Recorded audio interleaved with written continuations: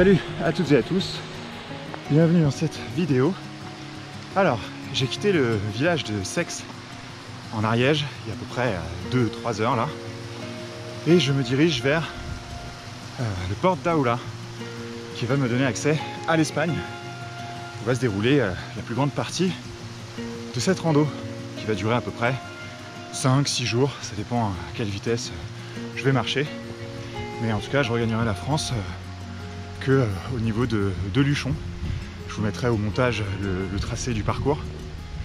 Donc c'est à peu près 5-6 jours, environ 117 km pour 7500 de D+, et à peu près la même chose en D-, je crois. Et d'ailleurs, pour ce qui est du contenu du sac, je vous mets en description un lien vers tout ce que j'ai dedans pour ce périple de 6 jours. Mais vous aurez aussi le lien du tracé pour ceux que ça intéresse, si vous avez envie de le refaire, parce qu'a priori ça va être joli.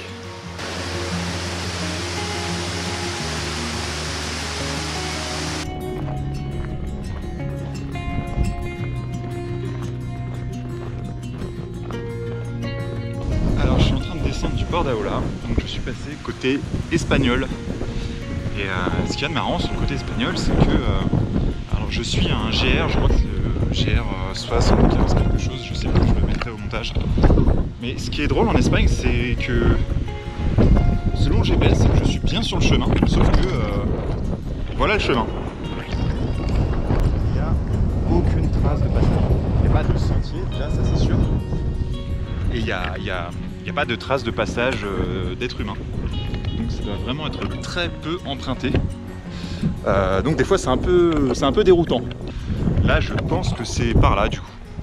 Voilà, quand il y a un peu plus de végétation, on voit un peu mieux le sentier, comme là je pense. Mais en face de moi, mystère. Donc on continue, on verra bien. On est littéralement 4 minutes après ma précédente vidéo. Vous savez, là où je vous disais que c'est dur de repérer les traces. J'ai perdu la trace. Je suis plus sur la bonne trace. Je suis sur une trace, ça c'est sûr. Un semblant de trace. Humain, animaux, je sais pas. Mais je crois que ma trace elle est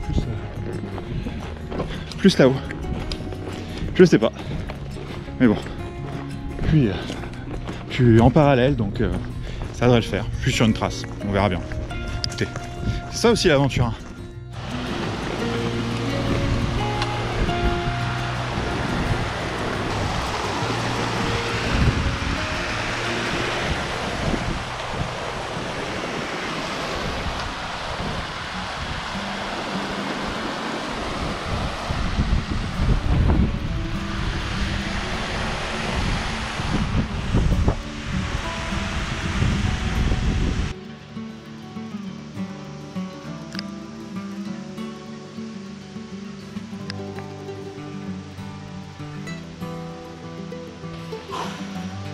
Petite pause, il me reste 150 de D+ à faire, mais là il fallait que je m'arrête un peu pour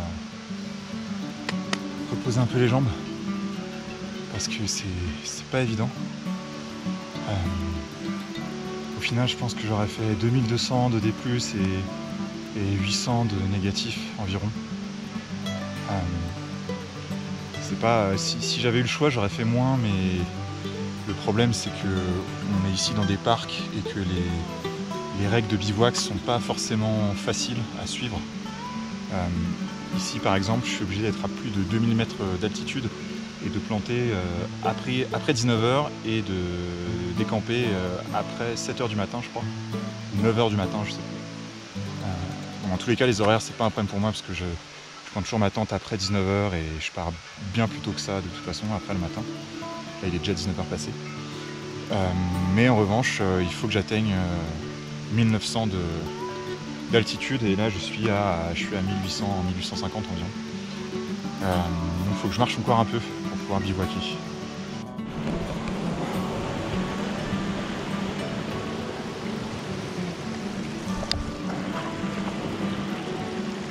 Je sais pas si on voit bien la caméra là-haut, mais on a des biches avec 2 cerfs je crois. si mes yeux me trompent pas. Ouais, avec 2 cerfs.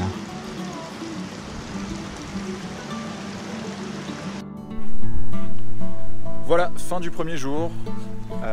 Je me suis arrêté environ vers 20 h. Donc, comme je suis arrivé dans le village de Sex à 10 h, j'ai marché une dizaine d'heures.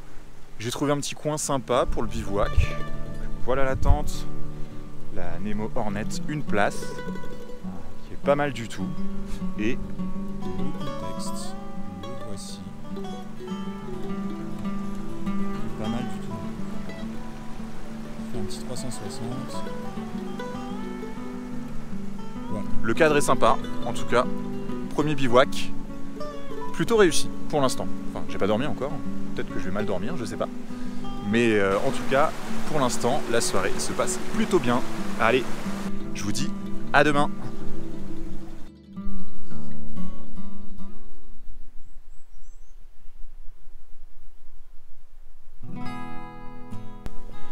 Jour 2, lever 6 h, départ 6 h 30. Je n'ai pas encore mangé, je mangerai un peu plus tard, un peu plus haut là. Je me dirige vers le col d'Air Auto, je crois. Et ça va être une bonne journée.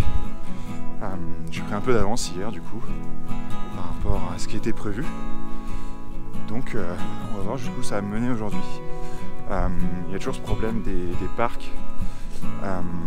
Si je finis la journée dans un parc, ça va être un peu compliqué. Il va falloir que je dorme soit en refuge ou soit, si le gardien est sympa, il me laissera dormir à côté du refuge. Parce que là, je suis trop loin pour traverser le prochain parc d'une seule traite. Donc je sais pas trop encore comment je vais faire.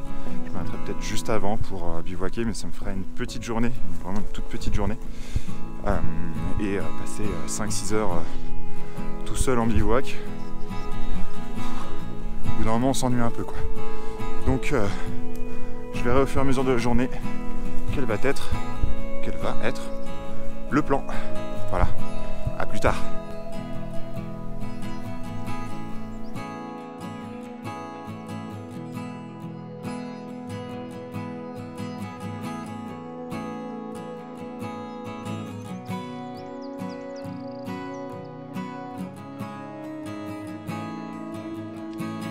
J'ai pas à dire, c'est vraiment le matin qu'on a les meilleures ambiances.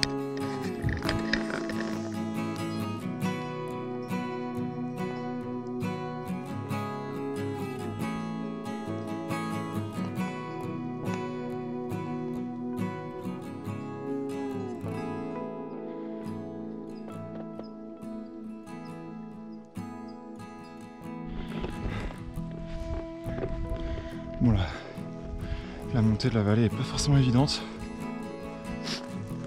parce que c'est tout droit dans la pente. Donc bon, on a déjà fait tout ça. À ma montre là j'ai fait 300 de dénivelé. Mais par exemple là, je sais pas si ça rend bien à la caméra, mais c'est vraiment tout droit dans la pente. Donc on fait moins de kilomètres parce qu'on fait pas de lacet. Par contre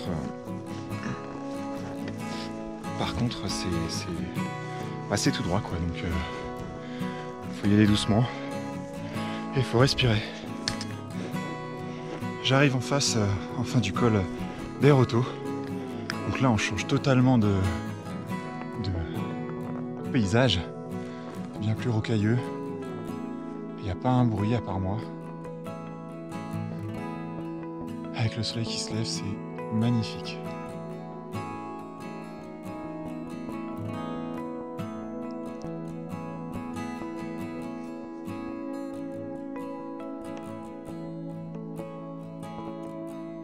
Je vous filme l'arrivée au col. Un petit cairn en guise de bienvenue.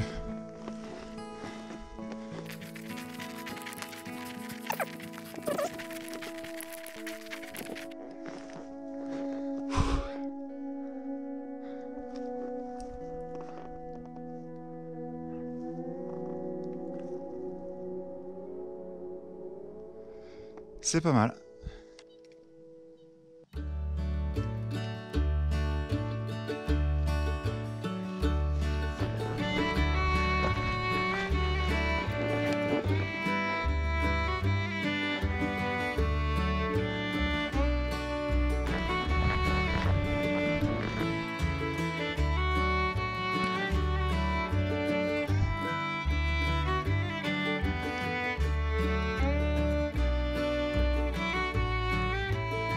Bon, depuis la descente du col des Rotos là, c'était pas évident, c'est beaucoup de pierriers.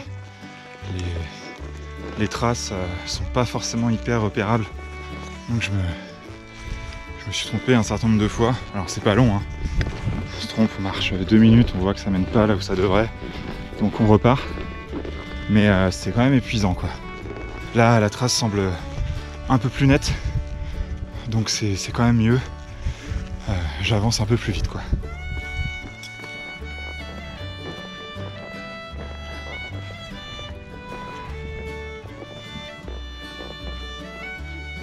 Bon, je suis sorti un peu du bourbier de tout à l'heure. Là au moins, on est, y a pas vraiment de végétation.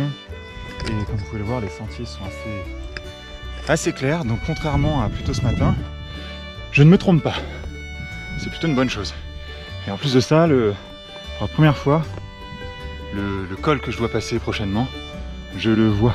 Donc, psychologiquement au moins, on a un objectif visuel. Et ça, c'est pas mal. Bon, je viens de passer une route. En gros, je change de massif. Je ne vais pas filmer la route, évidemment. C'est pas intéressant. Là, j'ai devant moi la dernière grosse étape de la journée. Qui est ça. Je sais pas exactement où je vais passer. Ce qui est sûr, c'est que je vais, en tout cas, j'arrive pas à viser là, mais je vais suivre la route là. Il y a un parking tout au bout. Et ensuite, je vais passer de l'autre côté. Là, je sais pas par où encore. Je visualise pas très bien pour l'instant. Mais j'en ai pour, je crois, 6 ou 700 de D+, là. Mais bon, clairement, je pense que ce sera plus praticable que ce que j'ai fait ce matin. Ce matin, j'ai pas avancé très vite. Donc là, il y a beau avoir pas mal de D+, en une fois, là. Je pense que ce sera plus facile.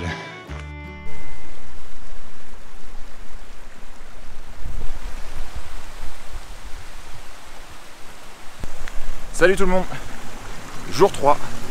Alors j'ai pas trop filmé hier soir. J'ai pu dormir au refuge de Colomer. Alors bon, quand je dis dormir, disons que j'ai plutôt passé 7-8 heures allongé.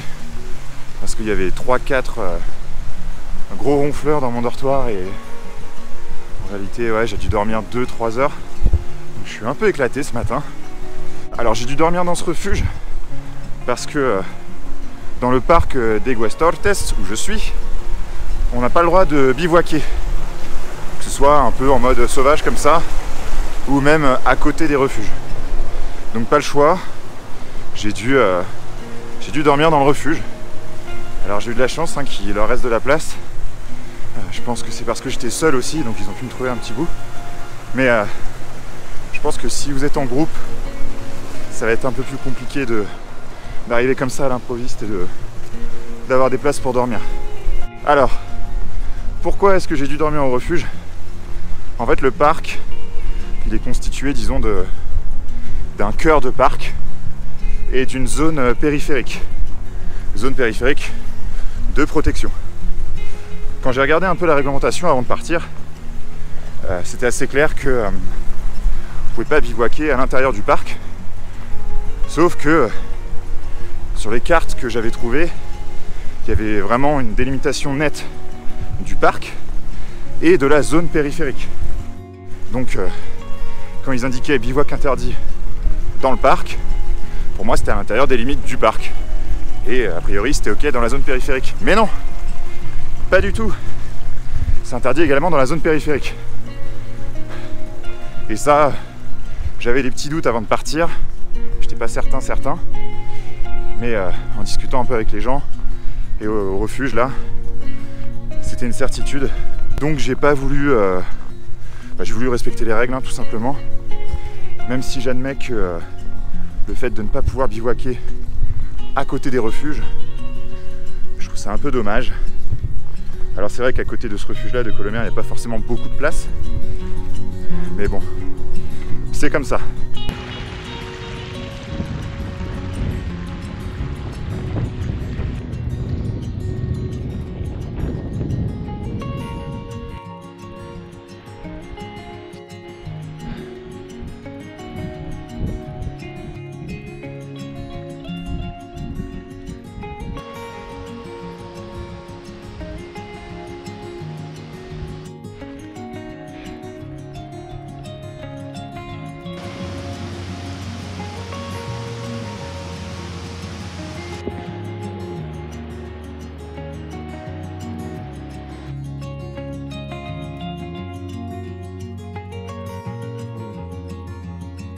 On passe vraiment dans des endroits magnifiques. Vraiment, les lacs sont sublimes.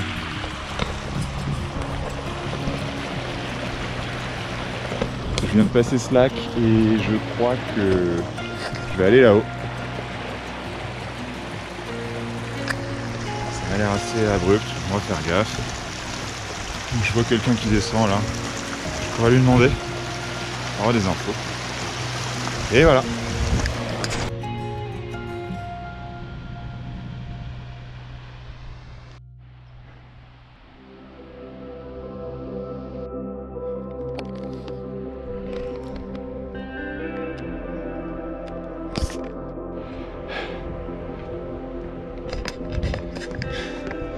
Je viens de monter ça. Moi c'était plutôt enlacé jusque là donc ça va. Mais là ça devient un peu pentu. Donc on va ranger les bâtons. Enlever ça parce que je vois pas au-dessus. Parce qu'il va falloir mettre les mains. Voilà. C'est parti. Allez. C'est parti.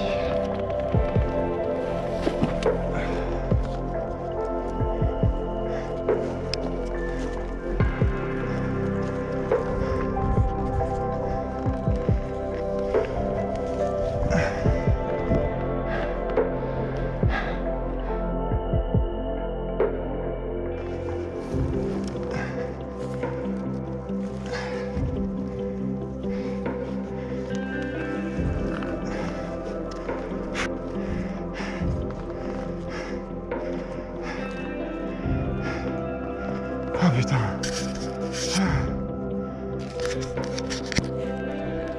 Voilà. Eh ben. Voilà, bon, la pause. Et à plus tard.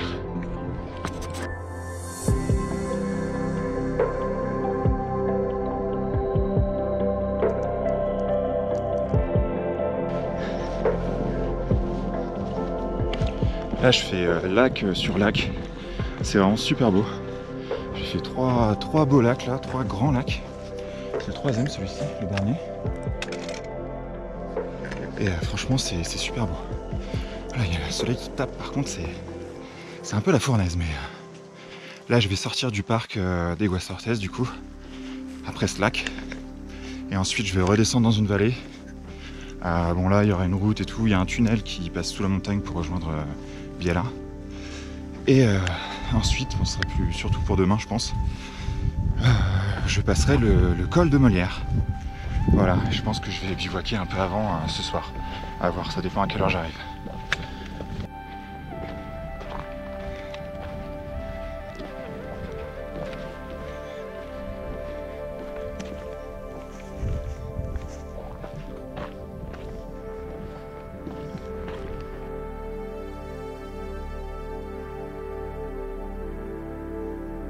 Et on dit au revoir au parc d'Aguas-Tortes. J'arrive au bout de la descente là. Dans ma tête j'ai l'impression que ça a duré 8 heures. En réalité ça a duré 2 heures. Et là j'arrive au fond de la vallée là, au niveau du tunnel pour Biella. Et je crois qu'en face je vois le col de Molière.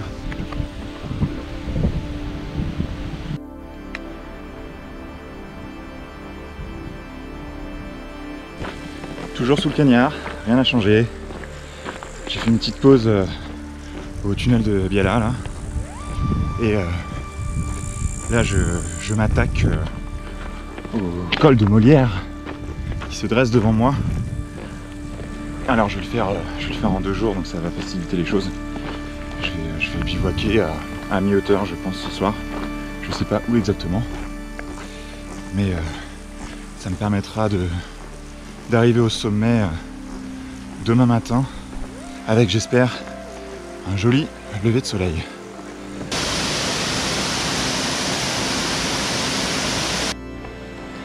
Alors la première partie vers le col de Molière, ça se fait un peu dans la forêt comme ça, c'est plutôt sympa.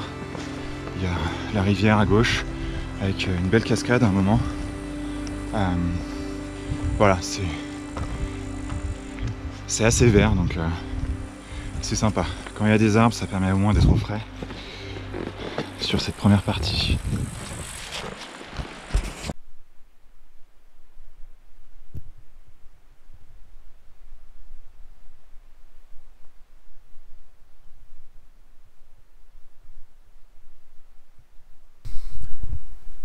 Bon, fin du jour 3, je bivouac au bord d'un lac, je crois que c'est le Lestany Muleres, qui est surplombé par le col de Molière qui est juste là-haut. Et c'est là où je me rends demain, avant de passer de l'autre côté, puis de rejoindre la France.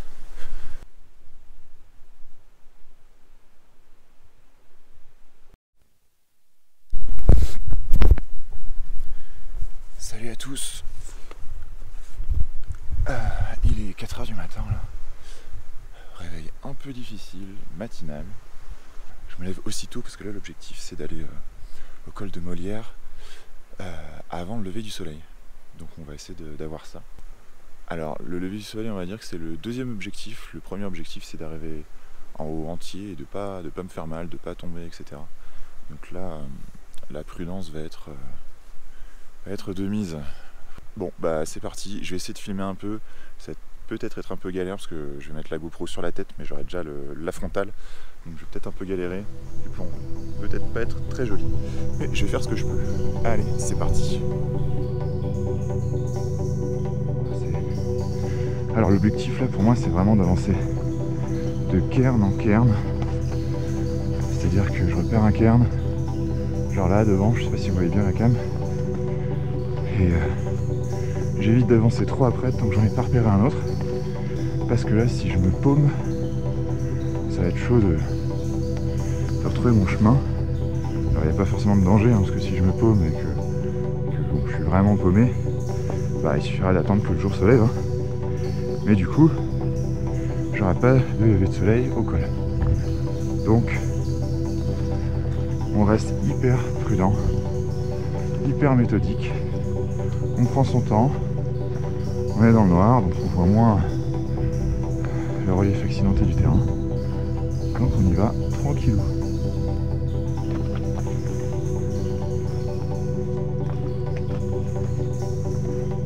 Alors un peu avant mon bivouac là au refuge, à la petite cabane, il y a deux frères belges et un père et sa fille catalans qui je crois devaient faire aussi l'ascension au petit matin, mais je vois pas de lumière derrière moi, donc ils ont pas dû partir encore.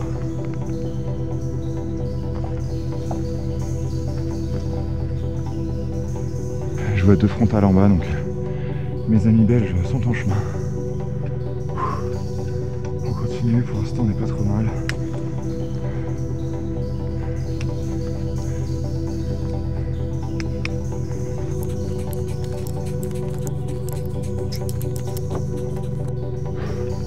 Là j'arrive vraiment dans les pierriers. Donc il faut vraiment se fier au cairn, on peut plus se fier à une trace quoi. Donc faut lever la tête quoi. Faut lever la tête pour repérer chaque cairn. De toute façon c'est ce que je m'étais dit au début, donc on s'en tient au plan. C'est raide. Je pense que bientôt il va falloir ranger les bâtons et utiliser ses mains. Prochain cairn.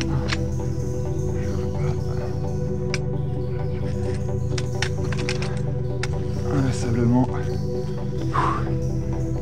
Ça devient quand même de plus en plus difficile.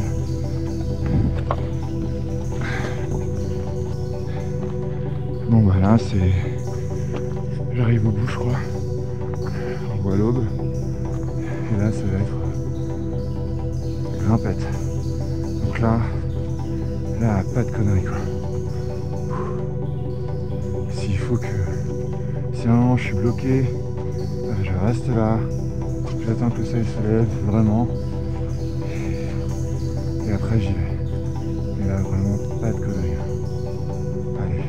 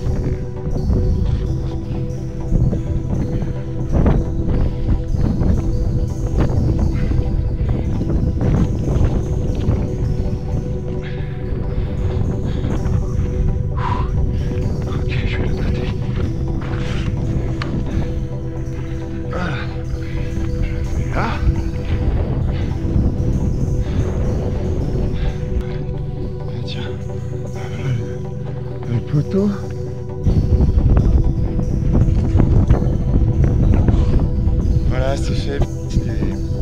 C'était pas évident. À la fin, franchement, pour trouver le bon passage, je suis pas sûr d'être passé par le bout, mais je suis resté prudent jusqu'à la fin, c'est le principal.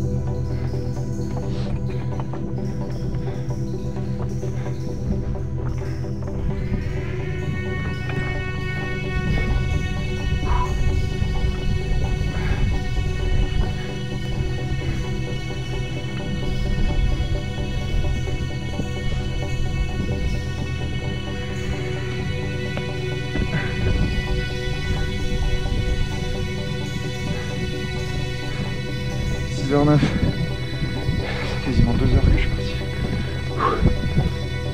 En tout cas, j'y suis. Un seul morceau.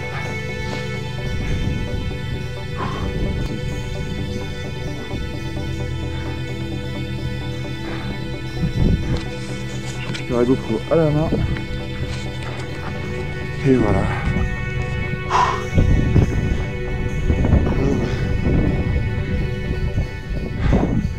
On va attendre là. Et on va se faire un joli lever de soleil. J'espère que les Belges ça va pour eux. J'ai voyé en bas, ils n'avaient pas passé la crête encore. J'espère que tout va bien pour eux. Bon allez, je vais mettre ma polaire, un petit bœuf et je le récupère après.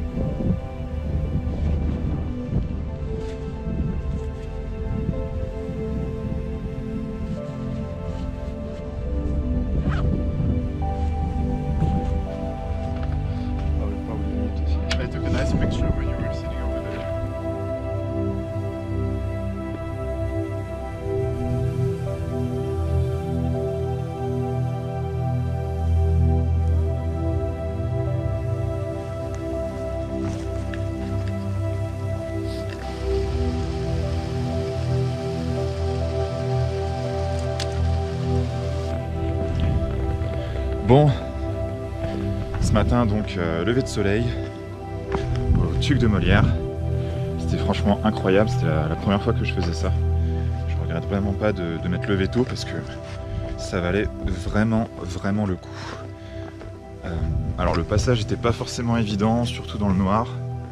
J'avoue que je me suis fait des petites frayeurs, j'ai été prudent mais disons que c'est jamais le plus simple quoi de toute façon. Mais voilà, c'était magnifique. Là je suis en train de redescendre. C'est trop beau avec le soleil qui se lève encore. Super jeu de lumière, c'est vraiment top quoi. Cette matinée, je suis pas prêt de l'oublier. Voilà. Après les hauts sommets, on renoue avec les pâturages un peu plus bas et les doux sons de cloche de nos amis les vaches. Bonjour.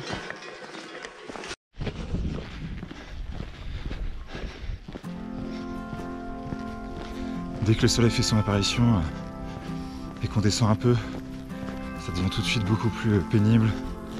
Il n'y a pas d'ombre, on est dans les pâturages. C'est la descente depuis Molière était super agréable parce que il était super tôt. J'étais à l'ombre, il faisait frais, c'était beau. Là c'est un peu le genre de moment où c'est tout droit, des pâturages. Enfin, ça a été pâturé déjà, je pense, le mois dernier, donc c'est plein de... ça a l'odeur que vous imaginez. Et bon, c'est ça la montagne aussi, hein. Mais du coup, avec le cagnard, c'est moins agréable, quoi. C'est la partie moins agréable du séjour, quoi, on va dire. Mais bon, ça fait partie du jeu. On perd pas courage, on avance. Et on verra bien où ça va nous mener. Je suis au port de Vénasque, donc à la frontière française. Et là, j'ai vu sur le massif d'où je viens.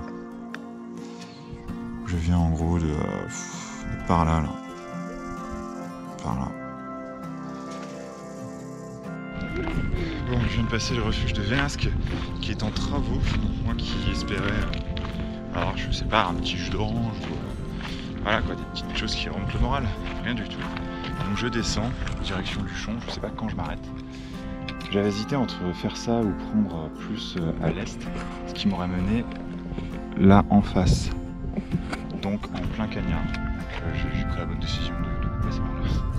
Parce que là ça aurait été un enfer. Ça aurait vraiment été un enfer. Pas un pet de tombe, sur des kilomètres et des kilomètres.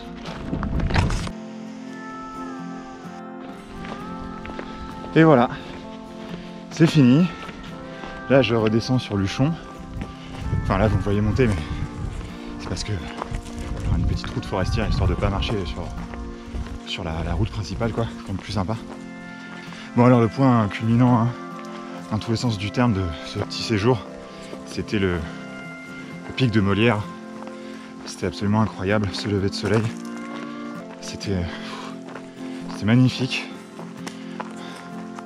La montée à la frontale aussi, c'est quelque chose d'assez unique.